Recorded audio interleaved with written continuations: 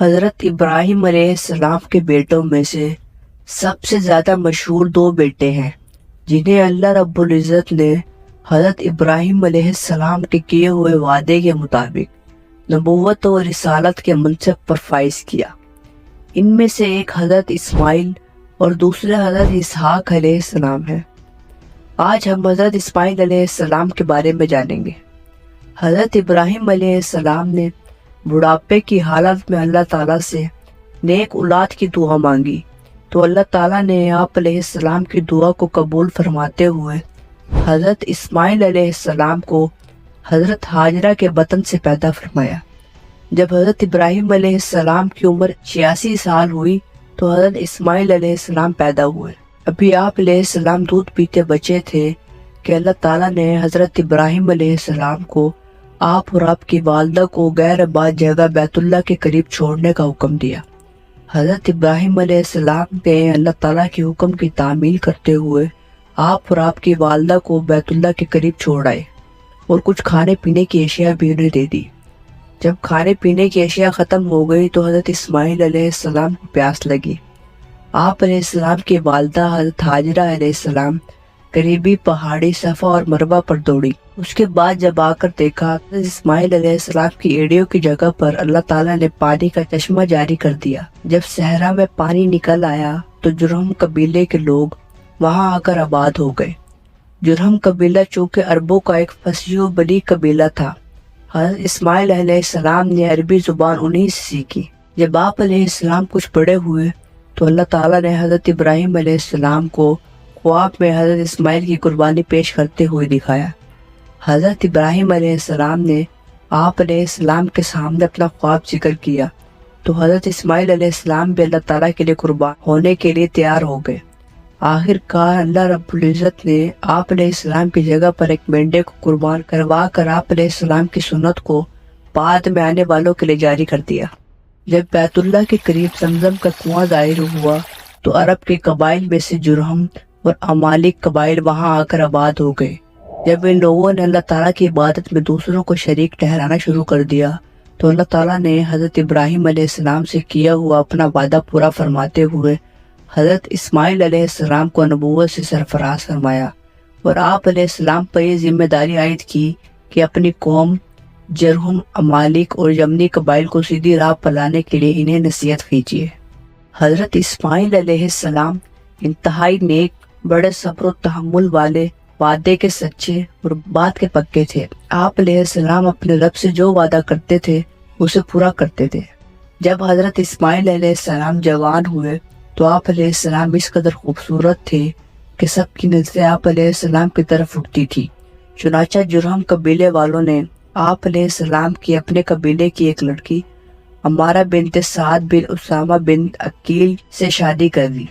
آپ علیہ السلام کی والدہ محترمہ اللہ کو پیاری ہو گئی۔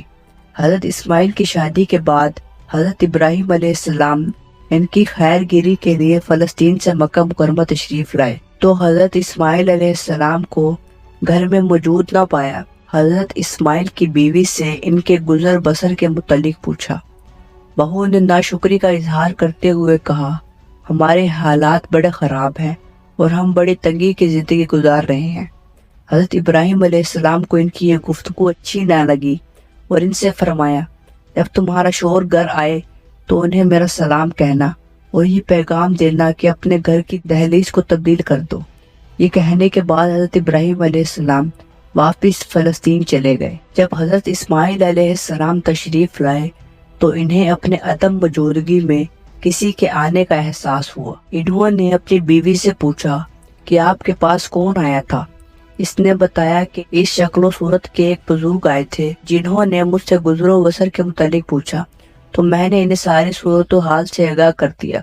انہوں نے آپ کو سلام بھی کہا ہے اور آپ کے لیے یہ پیغام بھی چھوڑا ہے کہ اپنے دروازے کی دہلیز کو تبدیل کر دو۔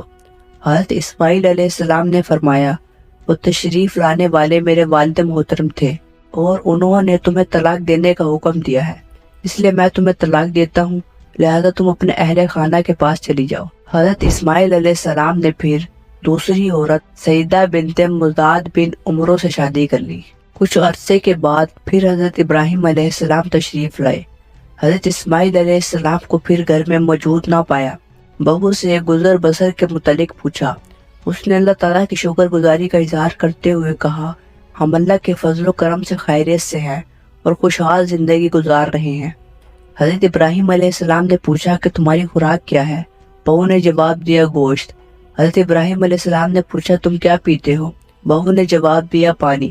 حضرت ابراہیم علیہ السلام نے اس وقت یہ دعا مانگی، اے اللہ، ان کے لیے گوشت اور پانی میں خوب برکت پیدا فرما۔ پھر آپ علیہ السلام نے بہو سے فرمایا، جب تمہارے شوہر آئیں تو انہیں میرا سلام کہنا اور یہ پیغام دینا کہ اپنے دروازے کی دہلیز کو برقرار رکھیں۔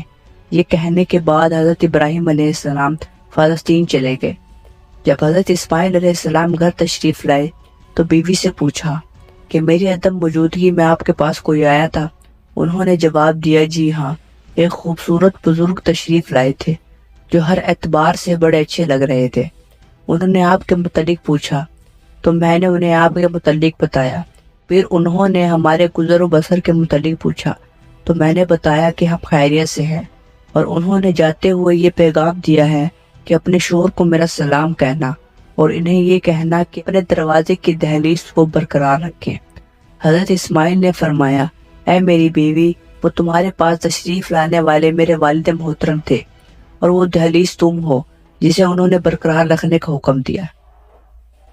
حضرت ابراہیم علیہ السلام نے اپنے بیٹے کو پہلی بیوی کی ناشکری کی وجہ سے چھوڑنے اور دوسری بیوی کو شکر گزاری کی وجہ سے اپنی زوجیت میں رکھنے کی نصیحت فرمائی تھی۔ کافی مدت کے بعد تیسری مرتبہ حضرت ابراہیم علیہ السلام حضرت اسماعیل علیہ السلام سے ملاقات کے لیے مکہ تشریف لائے۔ حضرت اسماعیل علیہ السلام زمزم کے قریب اپنے تیر درست کر رہے تھے۔ حضرت ابراہیم علیہ السلام نے فرمایا، اے اسماعیل، تمہارے رب نے مجھے یہ حکم دیا ہے کہ میں یہاں اللہ کے لیے گھر بناؤں۔ حضرت اسماعیل نے عرض کیا کہ ضرور، آپ اپنے رب کا حکم بجا لائیے۔